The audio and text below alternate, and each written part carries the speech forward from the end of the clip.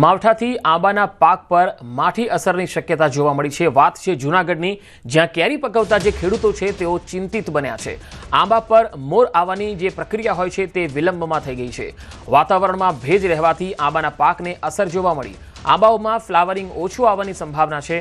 આંબામાં મોર આવવાની પ્રક્રિયામાં વિલંબ થતાં ખેડૂતોમાં ચિંતા વ્યાપી ગઈ છે। કેસર કેરીના ચાહકો નિરાશ થાય તેવી પરિસ્થિતિનું નિર્માણ થઈ રહ્યું છે। જૂનાગઢમાં કેરી પકવતા ખેડૂતોમાં ચિંતા વ્યાપી ગઈ છે। વધુ માહિતી મેળવીએ। ફોનલાઈન પર જૂનાગઢથી સંવાદદાતા અમર બખાઈ જોડાયા છે। અમર, હાલ જે આંબા પર મોર આવવાની પ્રક્રિયા વિલંબમાં મુકાઈ છે તેની પાછળનું કારણ ખેડૂતો અથવા તો ખેતીવાડી વિભાગ શું માને છે? પંકજ, ચોક્કસ કે જે રીતે નવેમ્બર માસની અંદર જે આંબા ઉપર છે તે ફ્લાવરિંગ શરૂ થઈ જતું હોય છે, એટલે કે ખેડૂતોને એવું થઈ જતું હોય છે કે ચલો હવે કેરી છે તે આવતા વર્ષે સારી થશે। પરંતુ દર વર્ષે જે નવેમ્બર માસમાં જે આંબાના ઝાડમાં જે ફ્લાવરિંગ આવતું હતું તે આ વખતે નથી આવ્યું ને જેના કારણે આ વિલંબ થયો છે। એક જ કારણ છે કે જે માવઠું થયું છે અને જે ગ્લોબલ વોર્મિંગના કારણે જે વાતાવરણમાં વારંવાર જે પલટા આવે છે તેના કારણે આ વખતે કેરી છે તે કેરીની સિઝન મોડી શરૂ થાય તેવી એક સંભાવના છે। બીજી તરફ કેરીનો પાક પણ ઓછો આવે તેવી પણ એક સંભાવના છે।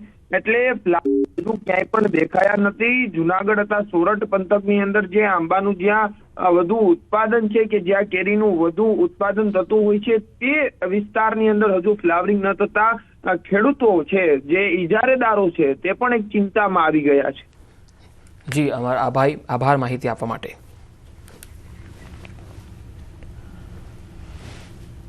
ચાલુ વર્ષે ગીરની પ્રખ્યાત કેસર કેરી પર મંડરાઈ રહ્યો છે ખતરો। આવું ખેડૂતો કહી રહ્યા છે, કારણ કે નવેમ્બર મહિનો પૂરો થવાની આરે છે, હજુ કેસર કેરીના આંબાના બગીચાઓમાં ફ્લાવરિંગ આવ્યું નથી। સામાન્ય રીતે કેસર કેરીના આંબા પર નવેમ્બર મહિનામાં ફ્લાવરિંગ આવતું હોય છે, પરંતુ ચાલુ વર્ષે કમોસમી વરસાદ અને સતત બદલાતા વાતાવરણને કારણે હજુ સુધી આંબાના બગીચાઓમાં ફ્લાવરિંગ આવ્યું નથી, જેથી ખેડૂતો ચિંતામાં મુકાયા છે। શિયાળો શરૂ થઈ ચૂક્યો છે, છતાં કેસરના પાકને અનુકૂળ ઠંડી પડતી નથી, જેથી આંબામાં ધનેડા જેવી જીવાત, જેને થ્રિપ્સ કહેવામાં આવે છે, તેણે માથું ઉચક્યું છે। આથી ખેડૂતોમાં ફરીથી ચિંતા છે। પાસ્તરો વરસાદના હિસાબે અંદર ભેજ જતો નથી, એને હિસાબે ઝાડવું કોરાઈ જાય છે।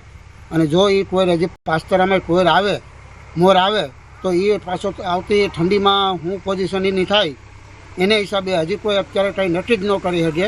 જે અત્યારે મોર આવવો જોઈએ એના બદલાને કોર આવી છે, કોરાઈ ગયા છે। એ બગીચા કદાચ ને જો મોડા ફૂટે તો જો ઠંડીમાં આવે તો પણ એમાં અમારે કોઈ બહુ પાક થવાની શક્યતા નહીવત છે। હવે બગીચા ફૂટે ટાઢમાં, એટલે ટાઢમાં કેરીને નુકસાન કરે।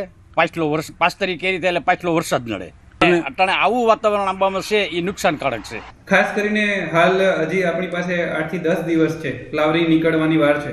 એટલે અત્યારે આપણે થડ પર જો પ્રાકૃતિક ખેતી કરતા હોય તો બ્રહ્માસ્ત્ર છે કે નિમાસ્ત્ર છે કે નીમ ઓઇલ છે એનો છંટકાવ કરીએ, કેમ કે મધ્યા જેવી જીવાતો છે હાલ સુષુપ્ત અવસ્થામાં હોય।